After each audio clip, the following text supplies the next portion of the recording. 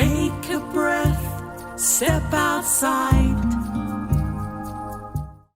Welcome to Indigenous Ways this evening. Thank you all for being here. We are going to start the evening, as always, to acknowledge the traditional owners of country throughout Turtle Island and pay respect to their elders, past and present.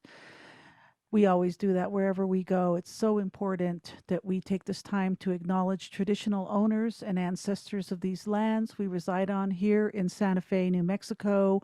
We have 19 pueblos all around us, and wherever you're beaming in from, we'd like to acknowledge the traditional owners and ancestors of the lands you are at so we could all be here today. Indigenous Ways is dedicated to bridging cultural exchange with people globally, and this is a fabulous platform to do that. No parking, no travel, no planes. Just turn on your Zoom and click in. So that's one big positive here. This evening, we are so blessed to have the evening to spend with Maura Garcia, who is a multidimensional dancer, forward thinker, leader, innovator, creator of her own creator given gifts.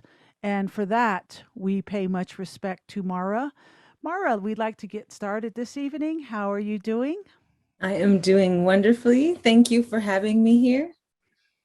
You're very welcome. And we just wanted to talk a little bit about you this evening, and we'd like to hear about you. Can you tell us a little bit about yourself? Sure. Nui dai da wudong anegi lohi digi yanwi chichalagi naole chi madamaski naole galshkishki. My name is Maura in English, Maura in Spanish, Nui Dai in Cherokee, Anigi Lohi clan. I am Cherokee, non-enrolled, and I am Madam Mesquite, and originally from Occoneechee Saponi homelands, which they call Orange County, North Carolina now. And my tribal homelands are in the eastern part of North Carolina and western part of North Carolina, and I grew up in the middle. And right now I am standing here on the Creek Res, Muskogee Creek Res in Tulsa, Oklahoma, which also lies in traditional homelands of Osage people. I'm a dancer and a choreographer. And you know what? I've completely forgotten what the rest of the question was. So hopefully that's a good for the first start. That's wonderful. Thank you very much. Well, there are so many questions we have for you this evening, so let's just kind of get started. The first thing is, being that you come from all these different cultures, that is so rich, that is so beautiful, and there's so much wealth in cultural knowledge. So grateful to know that about you. What I'm interested in knowing is, how did you get into dance? Yeah, I'm laughing because I see all my family members are now logging on. Hello, family members. um, yeah, so actually, so I always, when I do these interviews, and I'm sure you feel maybe like this too, it feels strange that you're interviewing me. I think you should be interviewing about 50 people, right?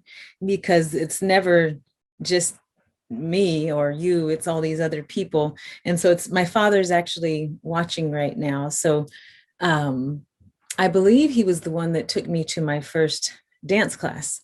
So I was, lucky that my parents were in a position that they could take me to a dance class. Because I know, like my mother, for example, she always wanted to dance. She danced at home. She always wanted to dance on stage, but the idea of classes, that wasn't possible. There's no money for that.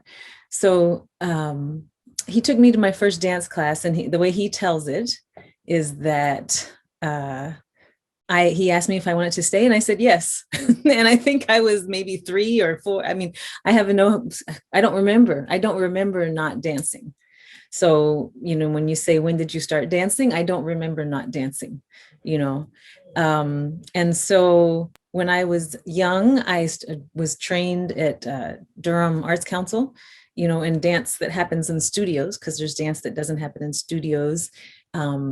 I think I took something like creative movement when I was very, very little. And then I studied under Sadia Shakur, who did West African djembe dance. A lot of that came from tribal people in Mali and Guinea. So I grew up understanding and learning about those dance traditions. I took modern dance from Rebecca Lawson, ballet, but then I also talk about, I also grew up going to powwows. So seeing in North Carolina, just seeing different powwow styles. I never was brought into the circle, but, dance the intertribals.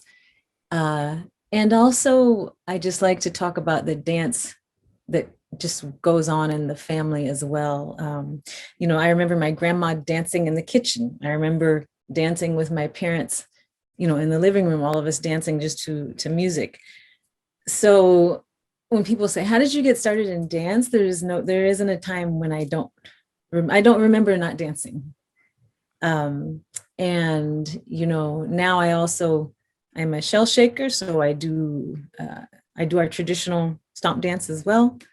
For Cherokee people, for most Southeastern people, that's our traditional dance form.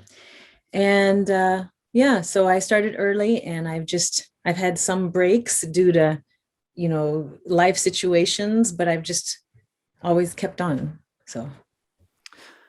So that's beautiful. There's a lot of influence I see from all of that. Mhm. So did you, when a person is young, all of us at one point in time, we get to be young, really young, as in high school young, and trying to figure out what we're going to do when we grow up. Did you always know that this was the path you were going to pursue, or did you have like a backup? Like some people say, I want to be a dancer, but if that doesn't work, I want to be a nurse because I can get a job anywhere. Did any of that cross your mind? Yes. And once again, I'm also laughing because, when your family's on the line, they're probably just going like this, but, so actually, no, I didn't, as with a lot of people, the idea that you can have dance as a career, is not, it's hard to conceive, right?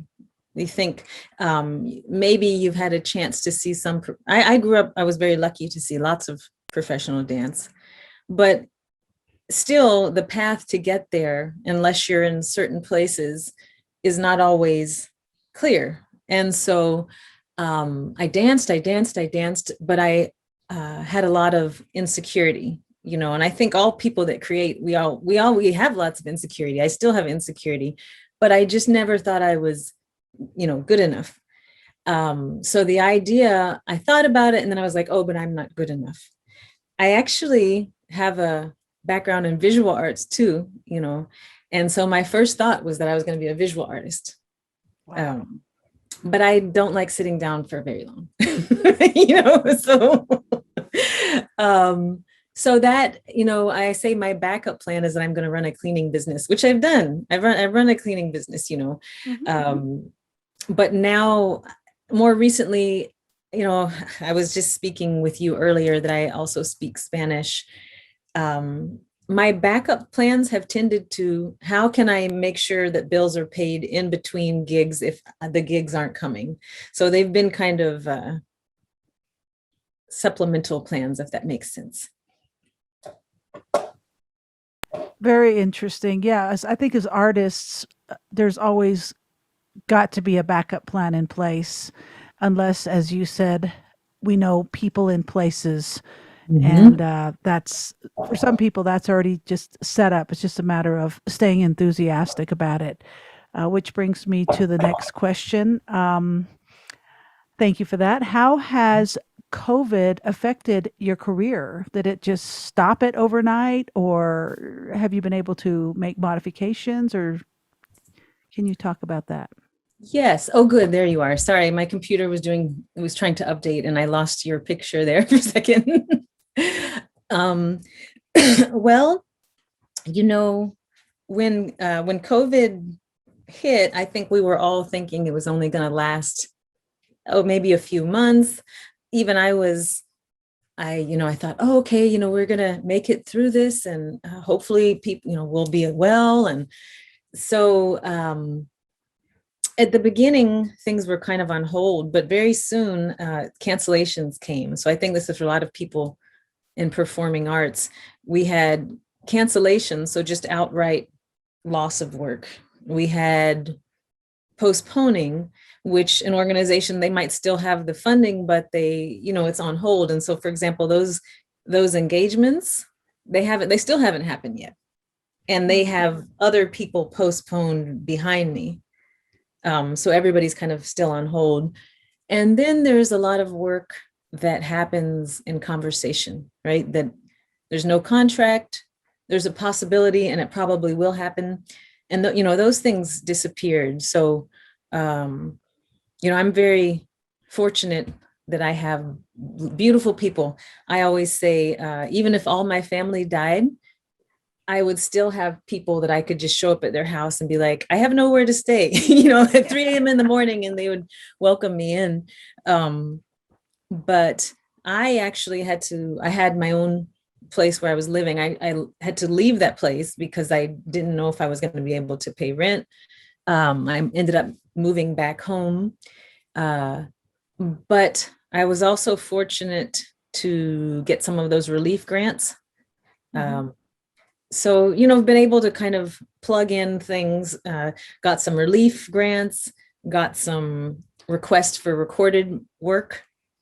And I think that was one of the biggest kind of switches and changes that happened. I'm a Native Launchpad artist, which is a program through Western Arts Alliance, and they provide this fellowship, they provide this funding for Native artists. So you can't use the money to like pay your bills, but you can use the money to further your career. Prior to COVID, I was going to use that money to go to different conferences for networking and showcasing. When COVID hit, and this was kind of at the suggestion of my partner, actually, I said, okay, you know what? Can I use this to get a computer? Can I use this to get a phone that I can record myself? And so that actually ended up being a wonderful investment. Yes. Also, if there's any Native performing artist, the application is May 4th, Western Arts Alliance Native Launchpad Program. So with that funding, I bought equipment that I could record myself. And that, I started sharing on social media, just clips and clips and clips. And just kind of out of the sky, people said, oh, I see you're doing a lot of video stuff. Do you have something we can use for our virtual convening? Can we screen your work? So it's a blessing. I know that everybody's career and life has not been like this at all. And so with the grants combined with me having this fellowship to purchase equipment, combined with, just saying, okay, I guess I'm doing recorded work now, and understanding that is not the same as live performance and it has to be different. I'm still working. So I am very, very, very, very, very grateful, because I know some people, they've had to just change and switch and, leave this behind for the moment. Beautiful. Mm-hmm. A couple of things popped into my mind as you were speaking that relates to this. And one is the fact that you've always had an interest in visual arts. Mm-hmm. So how beautiful to have a gift through WA to purchase equipment to actually learn technology and learn about lighting and gels and backgrounds and setting up the ambiance and around your dance. I just have all these visions of you dancing in this, your outfits with candles going and mirrors and kind of, I could see a bunch of stuff happening right now. I like that. Yeah, I could see stuff happening. I mean, depending on what kind of studios or where you want to do it, at a waterfall or all this kind of stuff. And with the CDC guidelines now, if we've been vaccinated, we can actually go out without a mask with distance from people. So that kind of opens things up to do some visual dance stuff out in nature, which I understand you're interested in, that kind of visual aid to give accent to your dance. Yeah. Even though I might say I'm giving hopefully accent to the outside, but there you go. Yeah. Beauty. But yeah. That's so cool.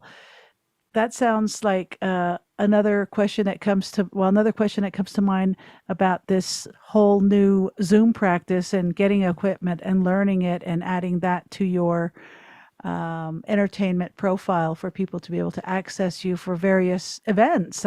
Parties, conferences, break time. Let's watch Maura on the big screen, and there you are. I can see all that. So as we get back into what we knew to be normal, which I don't really believe that is true, but let's just say that for the sake of saying it.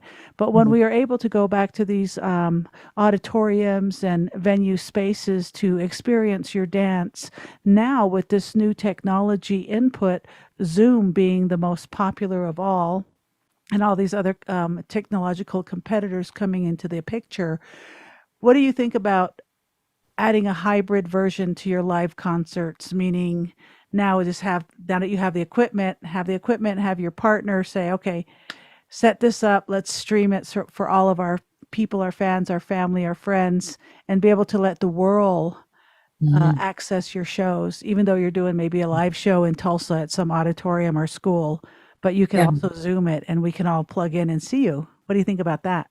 Yeah. No, I'm glad you asked that.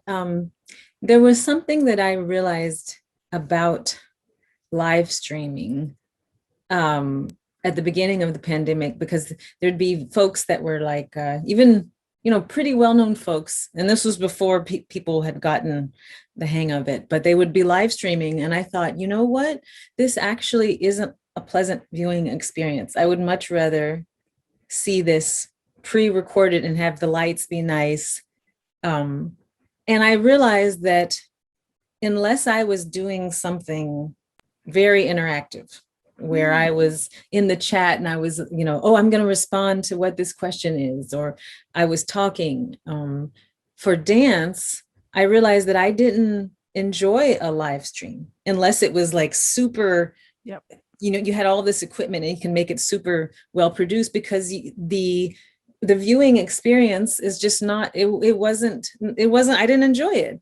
And so I realized that I was more interested in thinking about, okay, we have this box and it's flat.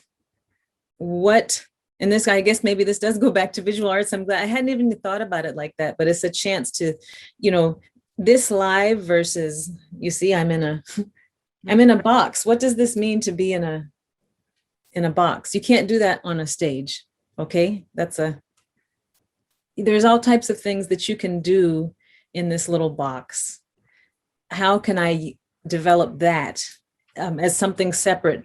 And so I actually prefer to share, when I'm sharing virtually, to have pre-recorded, and maybe then we talk about it afterwards, or there's a class afterwards or something like that. But the actual viewing of the dance to me is much more interesting when it is created specifically for this box and not trying to pretend that we're live. Um, and so when you talk about upcoming, shows, I do think, like, I've thought about hybrid versions and what that means. Mm-hmm. I haven't. I've got pieces. I've got pieces, and I've also actually.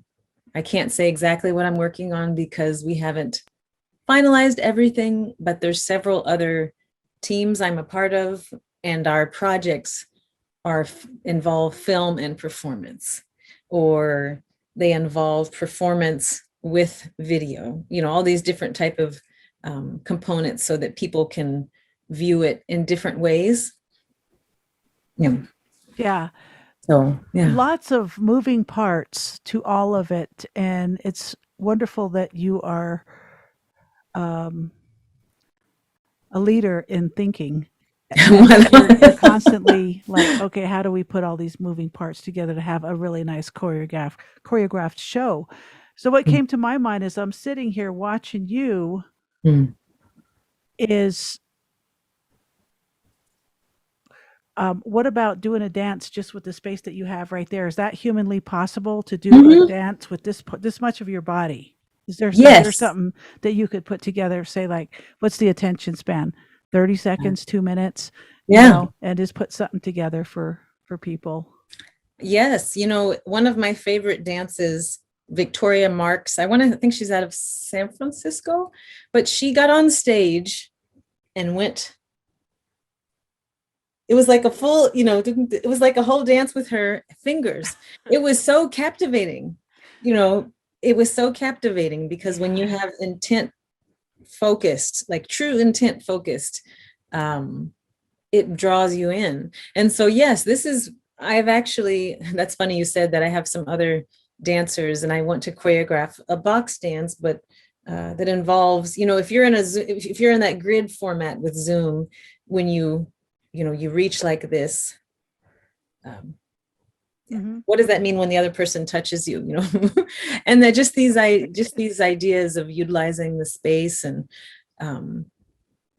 there's something to me also cultural about that, because we know that, spirit, energy, however you would like to call it, doesn't have any time or space. So on one level, we're far away and we feel not connected. On the other level, there is no space. So that to me is very interesting. Yeah, it's put creative minds solo or together into this box and see what you can come up with. Is just, it makes it into infinite possibilities. We had a performer a couple of months ago, Keith Secola, the guy that wrote Indian Car. Of course, yes. And he had this background where it was like he was in the galaxy. So, and he had his headband on, and he's just got that gorgeous face, that stoic face of his. And he had his guitar, and it just looked like he was walking. It looked like he was sitting on planet Earth.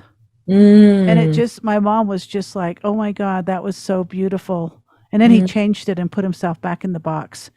And I was like, I told him later, I said, Keith, you should have kept that on for my mom. She loved it. Hi, Mom. Anyways, so yeah, thank you for that. That was a nice discussion about that kind of stuff we got to start thinking about, because this is not going to go away. This is a way for people to access, especially for people that can't access and have challenges accessing, to be able to access with this platform. So, and I just wanted to say one more thing about that. I was on Facebook more. I got off. There's lots of family stuff on Facebook that you want, that if you're trying to run it professionally, you think, oh, maybe I'll get off Facebook. But when I was posting my rehearsal videos, there was this one woman in particular. I want to say she was on Pine Ridge. I'm not sure, Pine Ridge or Cheyenne River, but she was a grandma, and she stayed home and, lived far out. She took care of her grandkids, and she would write me and she said, I just came across your page. I've never seen dance like this. I feel inspired to move more because of your dance, or somebody else once wrote me that my little videos gave them life, and that person was a single mom living in Arkansas, and both of these people, they had not seen live concert dance or modern dance or hardly just any kind of dance performance. And I thought, well, that's a blessing, because what are we dancing for in the first place, right? It's for me to, bring joy to people, to bring the energy I have been gifted with to other people. And so that made me so happy that kind of this side effect of me not going tung, tung, tung, tung, all over the place and so busy was that I could share this way, and people that are never going to set foot, where were we at? Were we in LA before? We were in LA when we met. We were. Yes. They're never going to get set foot in, the theater there in LA. They're never going to set foot in the Kennedy Center, and may not have had the interest, but people were able to access our work this way. Yes. So that is something that I thought, oh, that's a good thing. That's a good. Mm-hmm. Beautiful. Well, we've got a chat box. Andrea Otero from the Institute of American Indian Arts, the most amazing instructor you will ever meet in your life. Hey, Andrea, love you. Thank you for being here. Yes. Her ad to your uh, words is to inspire people to move and find their center through movement is very powerful. It is. It is. And it's humbling. And you realize the power of our art form and the power, that each of us has, I just think of it as being a conduit, and that's all we need to do is do what our gift is. That's all we need to do. Right, Yeah. right. Thank you for that. So, if one would, well, in the dance industry, is it difficult being Indigenous or does it not matter? So, I was trying to think about that, and I was going to answer. I was like, well, a few years ago when I was a white woman, yeah, I'm just joking. Yeah. When I was a white woman, so, uh, I have been very lucky. I've been very lucky. I worked a lot in Canada. So I have worked a lot in Canada, and actually, thanks to suggestion from Ruland Tangen, we have a tornado watch here. So if I look outside, it's because there's weird noise. The rain is really hard. Wow. Wow. Yeah. But, and so I started working in places that were specifically for contemporary Indigenous dance. Okay. They have places like Talking Stick Festival and other theaters and other just venues and a whole ecosystem in Canada for contemporary Indigenous work. And so when I started working there, I realized that I didn't have to feel like what I was creating was not as good or was not as refined. I am so glad that I saw this work, because I was creating work and I felt, oh, this doesn't look like ballet. This work is based in a dance I saw my grandma do in the kitchen and the movements that I know to do when I plant corn. I was like, and this doesn't look like ballet. But being around these other people creating and having their work both in their community and on big stages, and seeing that kind of that was possible, kind of shifted my mind. So I try to present my work and share my work in places where it's appreciated, and so far that's worked. Yeah. And so I don't know. Yeah, I don't know exactly how to answer that question, except that Michelle Olson, who is the director of Raven Spirit Dance in Vancouver, who I got to shadow, that's an Indigenous dance company there, and see how she ran her company. But, she said she respected the work and the stories that it was telling, and she makes sure that wherever she presents this work and the places she's sharing and the people that she's working with have that same reverence for the stories. And that has, and I think, did she just have her 15th anniversary, I want to say? So, it has worked for her. And that means that you might not say yes to everything and you're saying no to some things. But yeah. Oh, okay. Very interesting. Mm-hmm. So, what can you tell an aspiring dancer who wants to become a dancer when they grow up? Or maybe they're already grown up and they want to get into dancing, and maybe they've missed that boat as the big picture, but they just want to dance for their own purposes.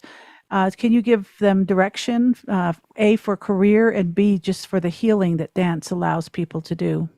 Yeah.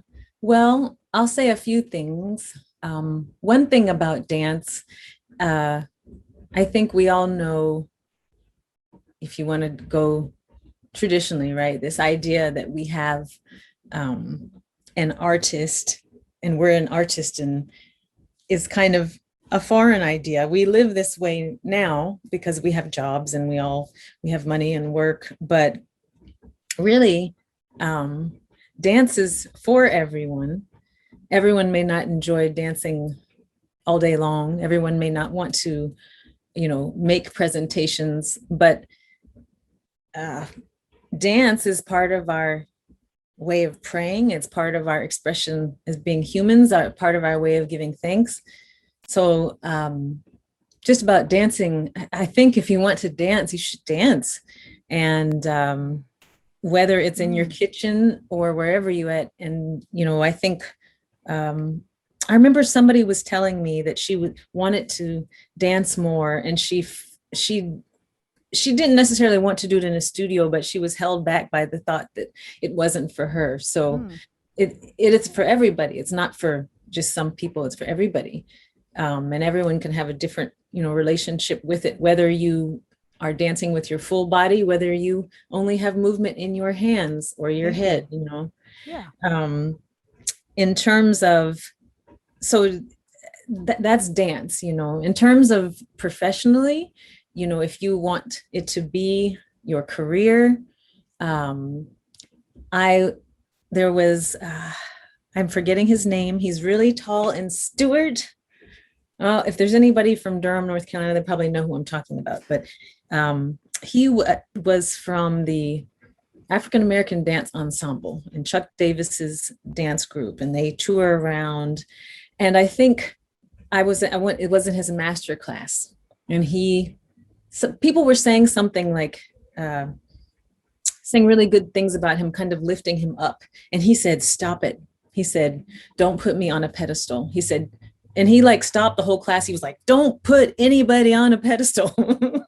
And that really stuck with me. He was like, "No, we are all learning. We are all growing. Don't put anybody on a pedestal." And I have thought about that. He wasn't saying don't respect people. That's not what he was saying. But this idea that, don't do that. I hear you. Yeah, don't do that. And he said, we're all learning, and we're all growing, and we are all equally powerful. Where we do that and how we do it has to be different. It's not all going to be the same, but don't put anybody on a pedestal. And I think about that a lot still, because I also realized if you're on the pedestal, how boring and lonely is it? You're up there by yourself and you can't learn anything else either. So don't be on a pedestal, don't put other people and don't be there. So that to me was very, very, very profound and useful. I think, so, that this idea of always being learning and always improving is something, I guess the ideas about how to be a dancer to me are entwined with how to be a good human and how to just get ahead in life in general. Thank you. So, always be learning. My father says this saying, you can learn a lot from a fool. So meaning that, whoever it is, even if they're doing wrong, you can learn from them. I take that farther, that if a person, I've learned something from a 5-year-old, right? I've learned something from someone 5, I learned something from 95. So I just think it's important to pay attention and to try to learn and share and learn. So I don't know if that answered your question. If it didn't, ask me again. But no, this is good. Yeah. It's very free flowing and very spontaneous in a way, with very little planning. We want it to be that way. We want to get the essence of our presenters. So that's what makes this so special. Even when we bring musicians up to sing, we want maybe 2 or 3 songs in this time, but we want mostly to know the person, how they're creating, how they're making their world work, how they're making their business plan, how do they market themselves? I mean, all those questions a lot of people have. When educational institutions give people these options, particularly in an art school, to learn how to be a painter, learn how to be a ceramicist, learn how to be a writer. Okay, well, create the product, but then when you're done with your program, you've got a pile of product, but how do you get it out there? How do you convince people that you're the one they want on their wall, or their time invested in reading your precious time, your life, or whatever? Yeah. And I think that's a really, those types of things are important for us to talk about as artists. Is it's great to do something, but there's so much more that needs to be learned by doing this. Like what you're doing is just quite amazing. How I would like to know so much more, but we are running out of time. So, Well, did you want to say something? I just will say, particularly for people of color artists, for IBPOC, Indigenous, Black people of color, any people of color artist, I really like, if people have questions, I like to share, because sometimes they're very specific, and it's, they might have a question about a particular grant, or how did you do that? So I'm always open. I think my email is on my website. They can contact me, they can DM me. So I really, people have done that for me. I'm happy to do that for other people. So Oh my gosh, that just opened up a whole nother question for me, but I'll try to keep it simple and short. Question I have. So, opening up space, abundance, Mm, there's room for all. mm, Look at the stars at night. That's how mm, much room there is for us while we're here in our wetsuits, our bodies. And one day we're going to join all of that. mm, And it's so beautiful to think about that. Yet, in the capitalist world, the competition is so tight and mm, competitive that people will not share that name, will not share that resource, will not share that doorway. And then over here on this side, there's the people that are saying, here's the list, call these people. I'm going to put in a good word for you. And I want you mm. to get into these doorways that'll propel you forward. And have you experienced that in the world of dance? Because I have as a musician, and it's shocking. It is. I was just thinking, this is something that's been heavily on my mind, especially as women folk, and I include all femmes and two-spirit people, and people who know that they are women. Um, Unfortunately, I think because of colonialism and racism and sexism, like all piled on top, sometimes we may not be supportive of one another, as I see that happens in male world. Will, guys will kind of take each other under their wings, Mm-hmm. and I don't see that happen as much, and for all of those reasons. So to me, that's particularly important, for women to help women, and to show other women. I have been very fortunate. I've received help from strangers. Like I had but most of my mentors have been men. They've been men, and so, and I'm not complaining. That's just the way it's turned out. But it's not always from expected sources. Mm-hmm. It's not. There may be somebody that was supposed to help you, and that person I find to be tight-lipped and not helpful, but then all of a sudden somebody else says, hey, I really like what you're doing, let me talk to you, let's talk, I want to introduce you to blah blah blah blah blah. Oh, yeah. So yeah, I have seen it. I've found that to be true, and people are scared to share what they have sometimes, and I understand why. But as you said, it's just a kind of illusion to keep us contained. Yeah. Yeah. Um, yeah. Motivation by fear Mm, doesn't appeal to me at all. I like to get motivated through fear to overcome fear. And that's the mm, fear of the obstacles that are between my ears. A lot of mhm. it's conditioning, Yeah. and a lot of it sets up internalized roadblocks that I can live in that don't serve. None of this would be happening if I was living in those fears, because I'd be afraid of everybody. Like, oh my God, what if nobody likes this? But Yeah. you know what? As we say in Navajo, "Taho jiton." Mm, They even have a T-shirt that I purchased once in Shiprock that says "Taho jiton," and that means just do it. Just get out there and do it and see what happens. It's the Mhm. action, starts with the thought and the action. So thank you for everything you're doing. The last question I'm going to have for you before I open it up to the audience and see if we have any social media questions or hellos is this year our theme is thriving in purpose. Last year our theme was rising and resilience. Mm. So what's your definition of thriving in purpose for you in the going into our second year recovery from COVID with your art? Dance. Yeah. Um, Thriving in purpose. And sometimes I answer questions with what is in my mind, which it might not seem like the answer, but I think I mentioned this before.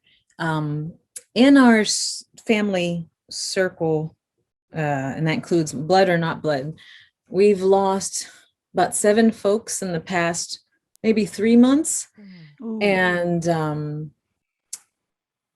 besides the grieving, and you grieve for other people, you grieve for people that you love that are hurting, and you grieve yourself.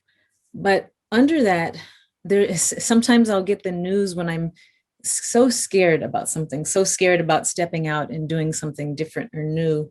And you get the news of a death and you think, wow, that doesn't matter at all. That fear is so unimportant. And there's one person, Pati Arias, she was a very life-loving, type of person. Oh yeah. And I thought, you know what? She's passed on, so she's not going to have a chance to just do it. I said, I'm just going to do it because so she can have a chance too with me to just do it, So thriving to me, I think, is having that connection with ancestor, with future ancestor, with self, with earth, with family, with community, but also understanding that we are surrounded by, as I like that word you use, conditioning, and that sometimes our role is to be that person stories are told about. If you notice all of our stories, the people that they're told about are somebody that didn't quite do whatever the supposed rule was. So sometimes that's us. Sometimes we are to be that person.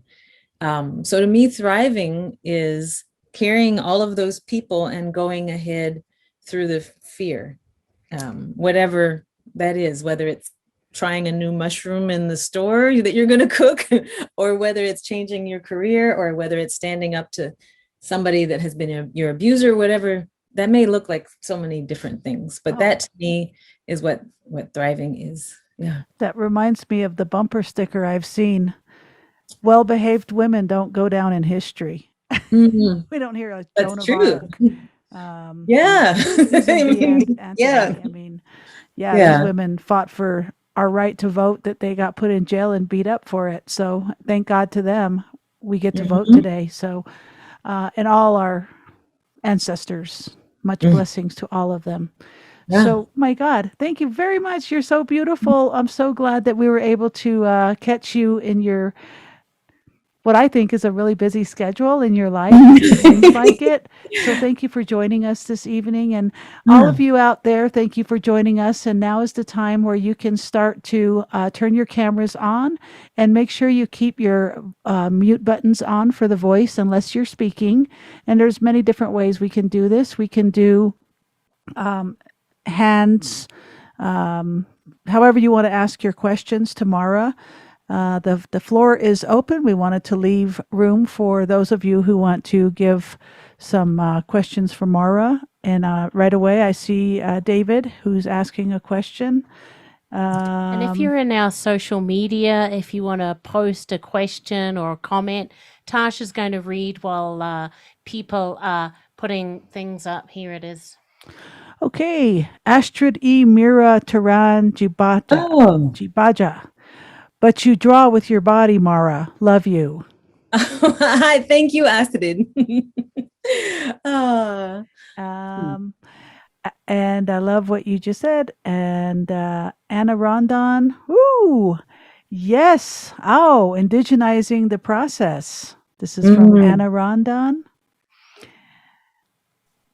and Sylvia Fred, Maura Garcia. Oh my gosh. Oh my God, Thanks. Sylvia. Wow. Thanks for sharing. Good Yay. to see you. It's been a long Oh, time. yes. Oh, wow.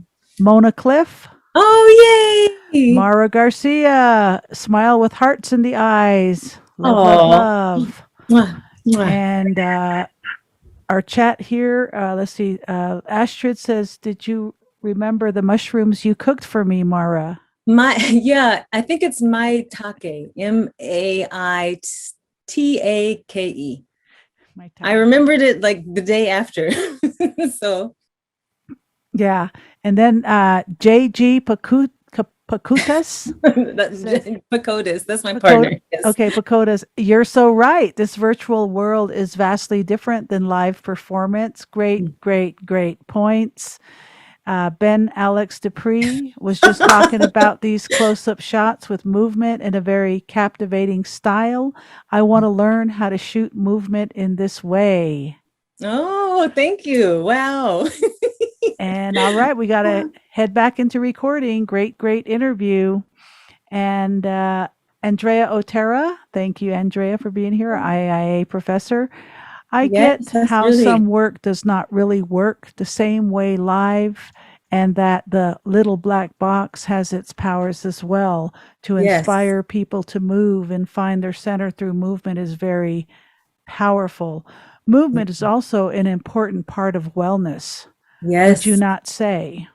Yes. I would definitely say I could talk about that for a long time.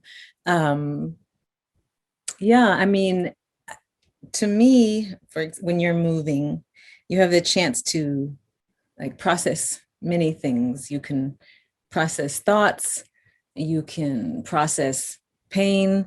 So just for the whole purpose of letting go, letting go of things that do not serve you, movement is wonderful.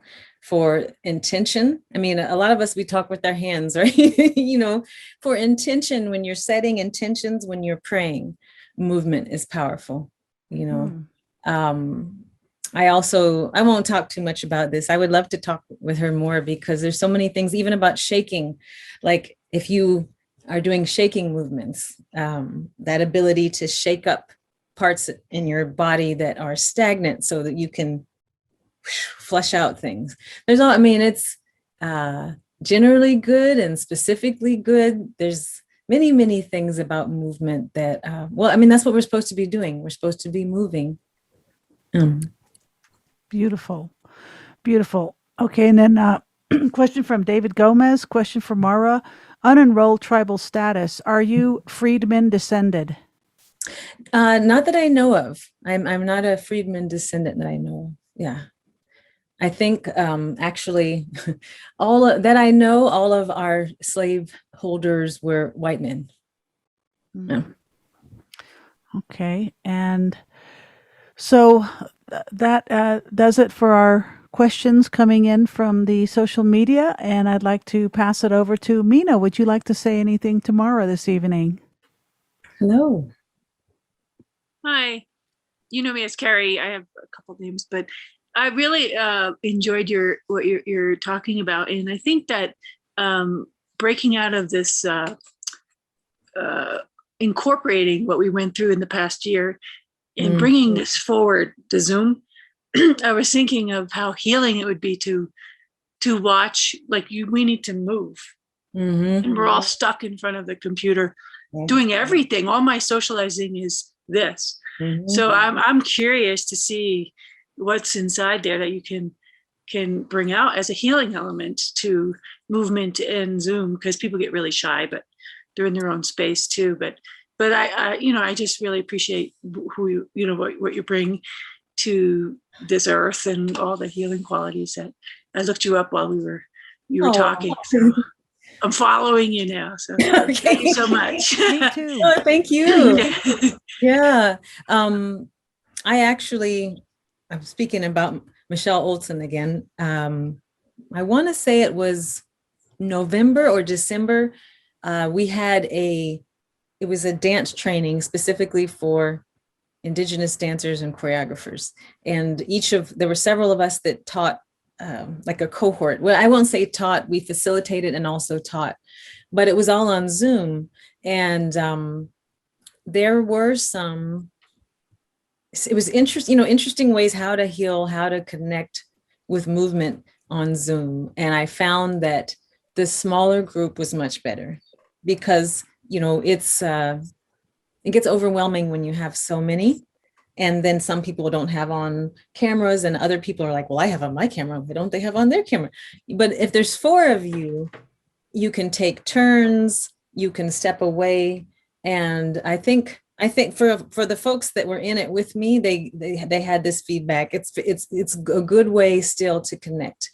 And there were some ways that I know we were connecting in Zoom in that small group that actually, if we had been in a class, we might not have had as much talking, which was okay, but it allowed us to go deeper, quicker, I think. So, yeah. Yeah, I went to a birthday party and we were dancing at the end, and it was a bit odd, I will say, but it actually felt so happy afterwards, and the people, I could see a couple people on the screen dancing with each other, so there's something that can be discovered here. So yeah, thank you Thank you for that, Carrie. We need to catch up. Anna Rondon says, wow, I needed to hear your words. I'm healing from surgery. You uplifted my heart and mind. Love your circle. Music and the arts is our medicine, flowing so beautiful. Oh, much love to you. Yes, thank you. And then Hilda Ritchie, a very dear mate of ours in Wisconsin, and her partner, Hilda Ritchie, says thank you from Wisconsin. And Jody Aranda from Australia is saying hello. Oh my gosh. Oh, wow. Yes. Yeah, we have Australia in here tonight. Wow. Thank you, Jody, for joining us. Amazing. And I'm going to save the last word for our sister Annette from Albuquerque before I pass it over to Elena for a quick a bit of announcements she needs to make. Hey, Annette, Hi. what's up? Nothing. Oh, it's really great. I was just thinking about the movement. You know what? Maybe that's what I need to do, to start moving. And I would like something like that, and I really enjoyed the speaker. Thank you. Thank you for calling on me. I miss you guys. Great to see you, Annette. Great to see you. Yeah, get in your kitchen and start moving tonight when you're making those enchiladas. All right. Okay, I'm going to pass it over. Thank you very much, Maura, and everyone else on the Zoom platform and the social media platforms that have joined us tonight. Elena has some really important information to share with you all. So here's Elena. Great. Thanks for that. And also thank you, Maura, for blessing us in this incredible circle with your walk that you have done, which is extremely inspiring. And what I really appreciated that you shared is the creativity is still there, the fear of the unknowns, leaping into stuff where you are now residing in Tulsa, Oklahoma. So look forward to hearing through the networks all these amazing things that you're going to be getting up to and co-creating with the community. So thanks for blessing us in this circle. And what I wanted to share with you, next week is May. We're almost halfway through our year. Who would have thought? Anyway, we've got amazing people that are coming in through the virtual events. Every Wednesday at this time, 6:00 Mountain Standard Time, we have the Wisdom Circle, and the 3rd of the month, we have the concert series, which is at 3 p.m. Mountain Standard Time. But joining us in the circle in 2 Wednesdays' time is Rochelle Edawa-Iska. Her beautiful husband was with us several months ago. They've been on tribal councils doing amazing things in the political field for all of us. They are from the Little Traverse Band of Odawa. Otawaya India. Odawa Indians tribe. So thanks for that. She'll be joining us in 2 Wednesdays. And then at our concert series, we've got the beautiful Sage Bond, who has this incredible love affair with the guitar. She kind of is unbelievable on the guitar, just shreds the guitar. So she's going to be with us this month as our concert series person. We've also got an elder that will be beaming in from the waters of Australia, from the Waka Waka woman. She is Australian Aboriginal, Joanne Wilmot. She is a mover and shaker in those circles. So she'll be joining us in the Wisdom Circle and sharing what she's been up to and helping all the communities with the extraordinary work that she's been doing. For decades. Finishing off the May, we've got Dennis Long. He's this extraordinary deaf Dene artist. His art is weaving. He's a traditional weaver. He's also been our point person when we've been doing the relief runs for the deaf and hard of hearing. And so we're very grateful for him because he's borrowed a vehicle to then take all the deliveries out to the deaf and hard of hearing in the Four Corners on the Navajo Nation. So he will be joining us for the end of May. And then we've got the incredible Indigenous Healing Festival that we'll talk more about. But this is who's going to be with us next week. It's the beautiful Wakaya Wells. He is a citizen from the Choctaw Nation. He calls himself a queer writer. He is absolutely extraordinary. So please beam in for Wakaya Wells next week. We are very blessed simply because all of these Indigenous Ways virtual events not only have been free, all of them have ASL interpreters, and we're very grateful to that. And that's because of our sponsors. So our sponsors this time around, we want to acknowledge the Santa Fe Community Foundation, the Native American Advise Fund, New Mexico Arts, and also Westaf, who have been supporting us to make this happen. Also, all our amazing individual donors that have kept us here from the 1st of April last year. And the point of us doing these electronic sacred circles was to keep everyone connected.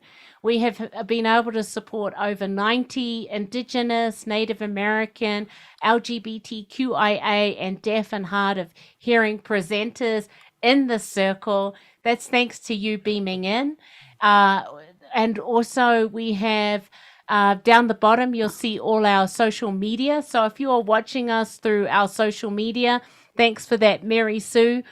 Great to see you in our social media at the moment. But if you haven't already liked one or multiple pages, please do so. Above my head is our website, IndigenousWays.org. There you'll be able to see the archive of over 90 artists that we've been able to support, as well as all the incredible things that are coming up and the relief runs that we've been doing throughout this time. If you are able to support, you can. We've got Venmo, we've got PayPal. There's also a link on our website, IndigenousWays.org, where you can go. Or if you're not into any of that, which we really get, we've also got snail mail as well. And then lastly, I just mentioned this very briefly. We have the Indigenous Healing Festival that is on Mother's Day weekend, all day Saturday, the 8th, which is from 11 to 5. And then on Sunday, it will be the 9th, which will be from 11 a.m. until 4:30 p.m. We've got this it's all has ASL interpreters. We have 2 deaf and hard of hearing presenters, and we have this amazing smorgasbord of elders, spiritual keepers, wisdom keepers who will be sharing through the circle. So basically, it's like a virtual event, except for an hour. It's going for several hours over the weekend. So if you have not registered at IndigenousWays.org, go to the website. Tickets are limited. We've sold half of them already. Tomorrow we start one of our artists, who is Buffy St. Marie. So all her pictures will be going out through social media. So we expect them to go very, very quickly. So if you have not already registered, do so now at our page. We're really grateful for that. And in saying that, we're also grateful tonight for our ASL interpreters making access available for all. So let's give it up for Sandra, who's with us, and also Chris Esiando, who was our interpreter before. All right. Thank you all very much for joining us this evening. We love you. Our time is up, and we'd love to stay on till midnight, but we want to honor what we're saying, which is 6 to 7 Mountain Standard. So let's go ahead and call it a night, everybody. And for those on Zoom, social media live, and those watching the recording, thank you very much for being with us. And for me, I love our ASL interpreters from the bottom of my heart, center of my soul. We'll see you on Wednesday for Wakaya Wells. Oh my God, he's a wicked Oklahoma Indian, and he is now in Oregon and just had a baby, as a matter of fact. And lastly, let's give it up for Maura Garcia. Yay! Woo! Beautiful, beautiful, beautiful Right sister. on, Keep Maura. dancing. Keep rocking. Shake it, move it, everyone. Let's be inspired by this amazing Let's all go dance in our woman, kitchens Maura tonight Garcia. while we cook our dinner. Let's go dance while we cook our dinner. Wet your hands, feel my face. Touch the earth, touch the earth, touch the earth.